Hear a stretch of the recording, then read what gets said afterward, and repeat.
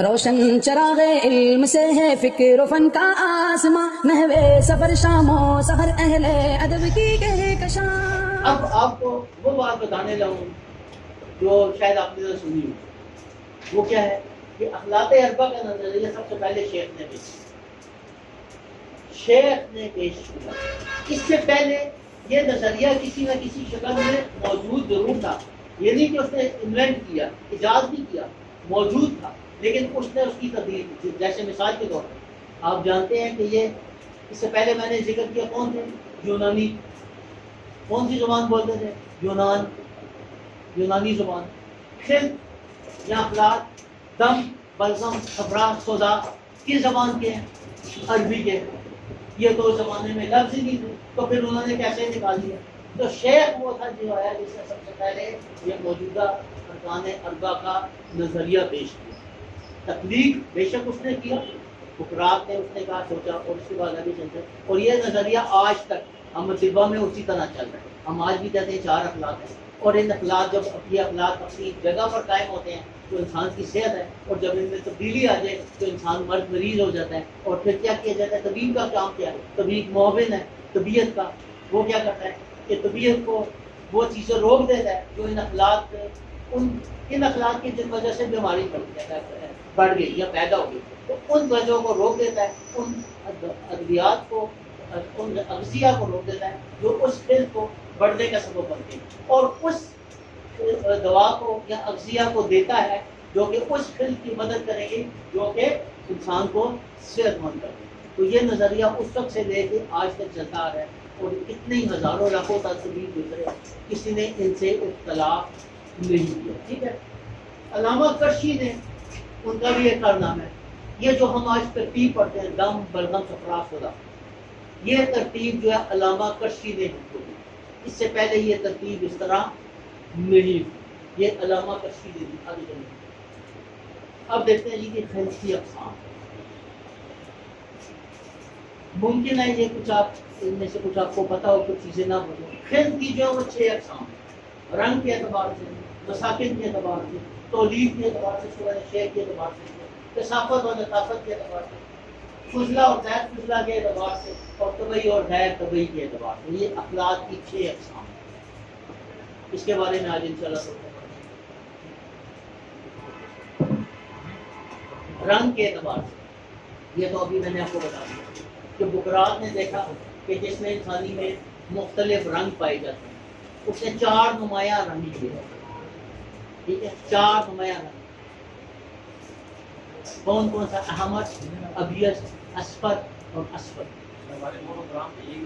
اچھا زبردست۔ اچھا، تو اس نے کہا یہ 4۔ اچھا، اس کے علاوہ اور بھی ہیں اخلاق، اور بھی قسم کی رسومات پائی جاتی ہیں، لیکن یہ 4 میجر ہیں، اور یہ 4 وہ ہیں کہ جو ایک دوسرے، میں نے بتایا نا ایکٹیو فائل، وہ جو اثر انداز ہوتی ہیں، تو یہ عموماً اثر انداز ہوتے ہیں ایک دوسرے پر باقی کلر سے، اور ان سب پہ جو ہے وہ سرخ رنگ اثر انداز ہو جاتا ہے۔ تو بکرات نے یہ کہا کہ یہ 4 رنگ ہیں، اور انہی رنگوں کی بنیاد پر جو ہے وہ اخلاق کی اس نے تقسیم بیان کی۔ دوسرے نمبر پہ ہے جی مساکن کے اعتبار۔ ابو سعید مسیح نے جو تعریف کی، اس کی تعریف اگر ہم دیکھیں، وہ کیا کہتا ہے کہ وہ مادہ رطب سیال ہے جو ایسے برتنوں میں محفوظ کر کے رکھا گیا جو اس کو بہہ جانے سے محفوظ رکھتے ہیں۔ تو اس کا مطلب کیا ہے؟ رطوبتیں سب سے پہلی کون سی ہے؟ رطوبت عروقیہ۔ عروقیہ وہی بات ہے، ایک کا کیا مطلب ہے؟ بلڈ ویسل، کہ وہ جو کہ ہمارے بلڈ ویسلس میں موجود ہے، خواہ وہ آرٹریز ہیں، خواہ وہ وینز ہیں، خواہ وہ کیپلریز ہیں، کسی بھی شکل میں ہمارے اس کے اندر موجود ہے۔ تو ان تمام رطوبات کو کہیں گے رطوبات عروقیہ۔ آپ سب جانتے ہیں، آپ نے پڑھا ویسے کہ بلڈ سرکولیشن جب شروع ہوتی ہے تو آرٹری سے نکلتے ہیں دل سے، اور پھر بڑی شریان اعظم سے کرتے کرتے چھوٹی شریانوں چلتے چلتے کیپلریز میں آ جاتی ہے۔ کیپلریز وہ عروق کا حصہ ہے جو انتہائی باریک ہو، جس کے بارے میں کہا جاتا ہے کہ عروق شاریہ میں کہتے ہیں، شار کہتے ہیں بالوں کو، کہ یہ بالوں کی رگیں بالوں سے بھی باریک ہو جائیں۔ اس میں سے جب بلڈ گزرتا ہے تو اس میں سے کچھ چیز، اس میں سے کچھ ترشح پاتا ہے، ترشح بھی فلٹر ہو جاتا ہے، تو یہ ان عروق میں سے باہر نکل آتا ہے۔ اس کی ایک اور مثال آپ کو دیتا ہوں، آپ لوگوں نے دیکھا ہوگا، نوٹ کیا ہوگا، اگر نہیں ہوا تو آ جا کے دیکھیں۔ ایک پانی کی بوتل ہے، اس کو فریج میں رکھ دیں، فریج میں رکھ کے جب وہ ٹھنڈی ہو جائے اچھی طرح اس کو باہر لا کے رکھیں. باہر لا کے رکھیں گے تو تھوڑی دیر بعد آپ دیکھیں گے اس میں سے پانی ہے. تو اگر آپ لوگوں کے ذہن میں یہ ہے کہ باہر چونکہ گرمی ہوتی ہے اندر سردی ہوتی ہے اس وجہ سے پانی بنا, تو ایک بار اس کو صاف کر لیں ٹیشو پیپر سے اچھی طرح. جب اس کو اچھی طرح صاف کر دیں گے رکھیں گے تو کچھ دیر بعد پھر پانی آ جائے گا. تو لہٰذا یہ ترشح آنا, فلٹر کرنا, جب کیپلریز میں سے فلٹر کرتا ہے تو پھر خون کہاں جاتا ہے, تو پھر وہ چلا جاتا ہے کہاں پہ جی, تجاویز میں. اور تجاویز جوف کی جمع, جوف کہتے ہیں اسپیسز کو.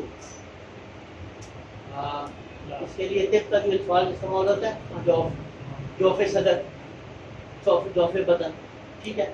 انگلش میں اس کو کیویٹی کہتے ہیں, یہ بکل کیویٹی, منہ کی تھوریسک کیویٹی. تو ہمارے اسٹرکچر کے اندر جب دیکھتے ہیں اگر آرگن نکالتے ہیں تو آرگنس بھی ہیں اور اس کے علاوہ اسپیسز بھی ہیں. تو یہ جو ہے یہ چلا جاتا ہے وہاں پر اسپیسز. اب وہ جب اسپیسز میں چلا جاتا ہے تو وہاں پہ اس کو کہا جاتا ہے تیسرے نمبر پہ اسٹروپوسیا یا جوبریا یا انسریا. یہ سیل آپ نے اس کو بس سیل سے ہے انسر, یعنی کہ آپ نے پتا پروٹوپلازم اور سائٹوپلازم سیل کے اندر بھی ایک لکوڈ پایا جاتا ہے. یہاں پہ ذکر اس لیے کر رہے ہیں کہ چونکہ یہ رطوبات بدن کی بات ہو رہی ہے تو سیل کے اندر بھی ایک لکوڈ پایا جاتا ہے جس کو سائٹوپلازم یا پروٹوپلازم کہا جاتا ہے.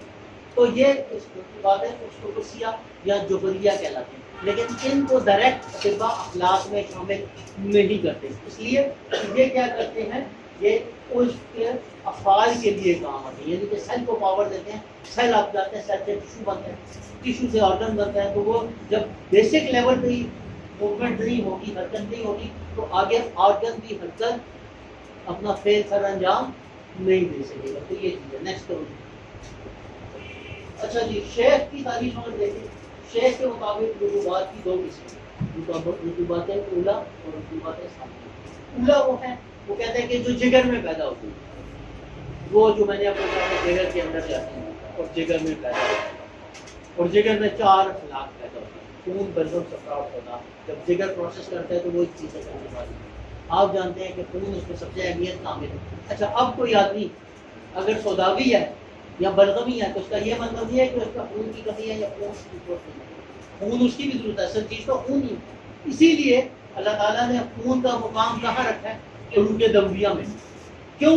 اس لیے کہ یہ پوری باڈی میں سر کے بال سے لے کے روحے تک, پیر کے انگوٹھے تک سے ناخن تک, ہر کو اس نے تغذیہ دینا ہے, اس کی نیوٹریشن کرنی ہے.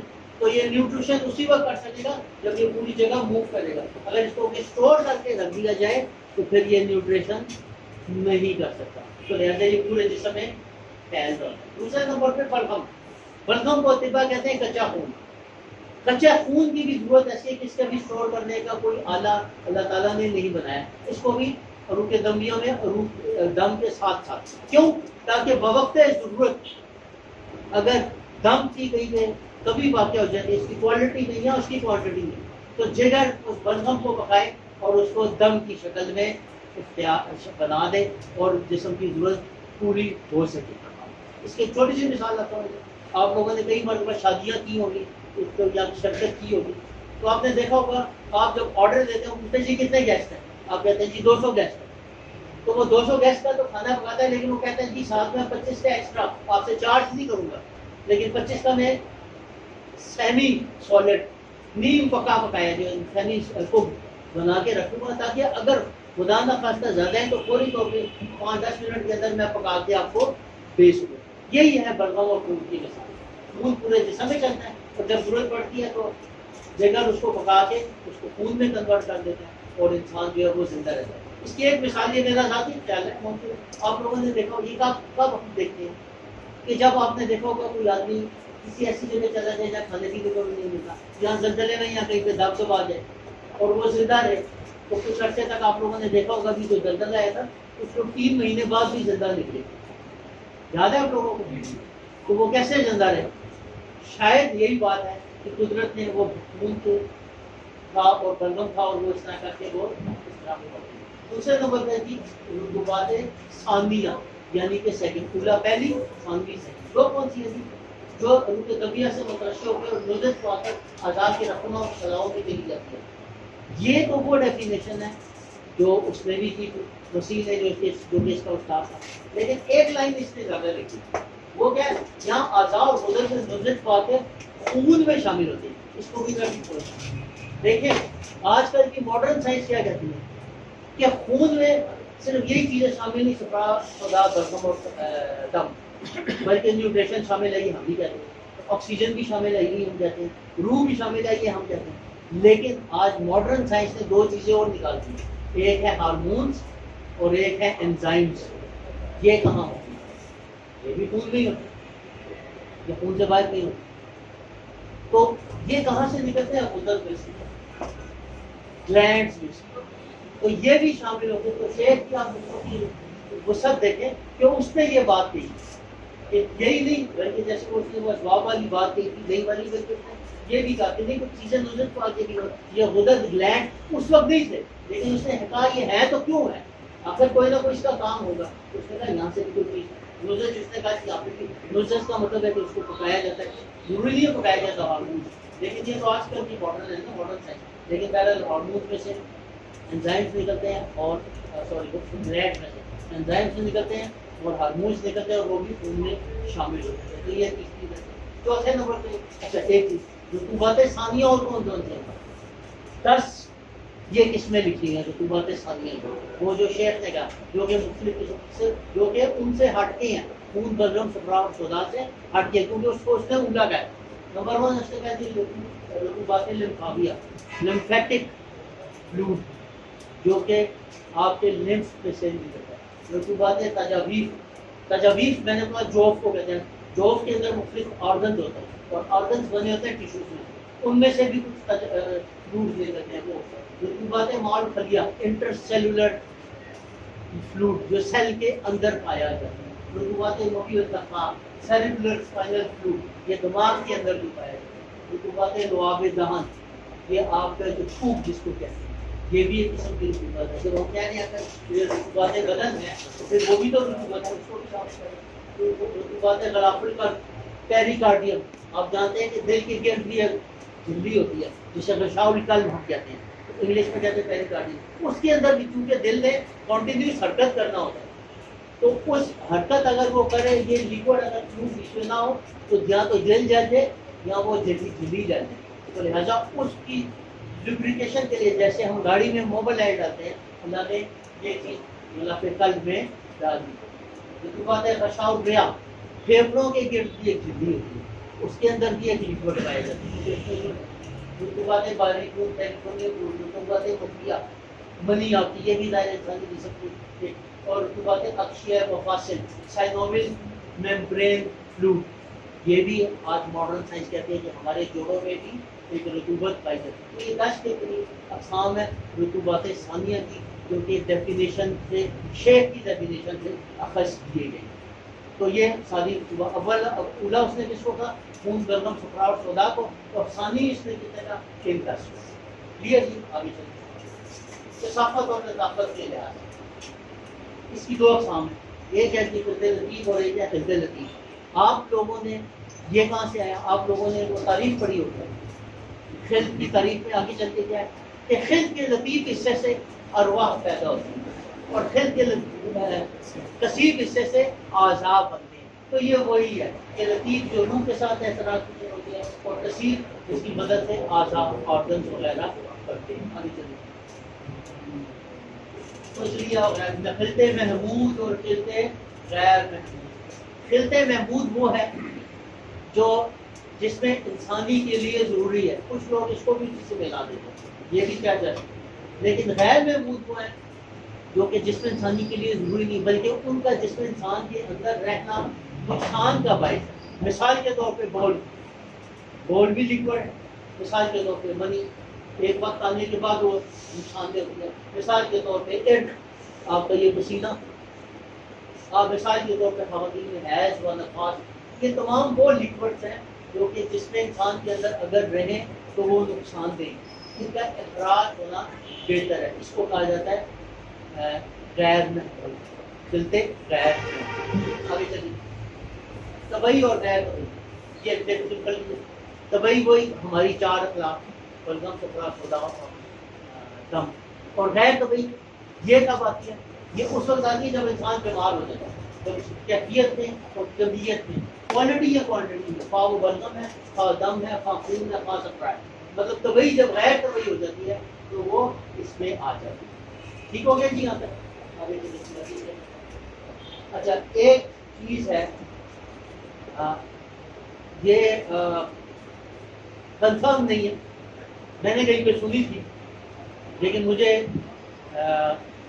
محسوس ہوا یہ کافی حد تک صحیح ہے. سائنٹیفکلی یا کیلکولیشن وائز اس کا کوئی وہ موجود نہیں، لیکن بہرحال جس نے یہ کہا تھا، جس سے میں نے سنا تھا اور 3-4 لوگوں سے اس پہ ڈسکشن بھی اور بات ہوئی، تو پھر یہ ایک چھوٹا سا دم جو ہے 53.34% جسم انسانی میں موجود ہے. آپ کے جسم کے اندر جتنا بھی ہے آپ کا باڈی ویٹ یہ اپنا جو چیزیں اخلاق موجود ہیں وہ 53.34% دم ہے، 26.66% جو ہے وہ بلغم ہے.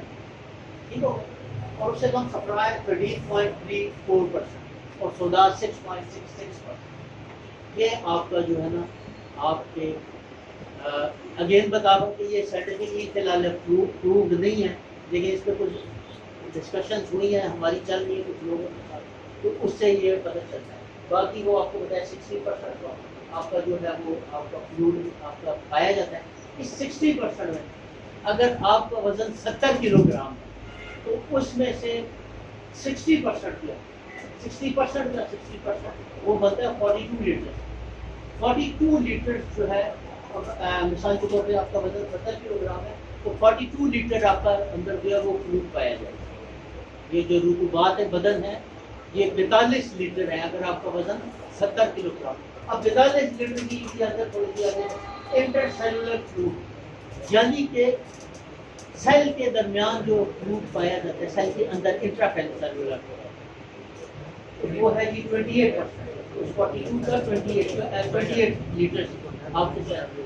ایکسٹرا سیلولر فلوڈ وہ ہے جو کہ سیل کے باہر پائے جاتے ہیں، یہ آ جاتا ہے 4 لیٹر. اور انٹرا سیلولر ویسکولر روح کے اندر یہ ہے کہ 10%. اس پہ یاد رکھیے یہ پلازما ہے صرف، اس میں خون دم اور صفرا سودا کی بات نہیں ہو رہی، پلازمے کی بات. آگے چلیے.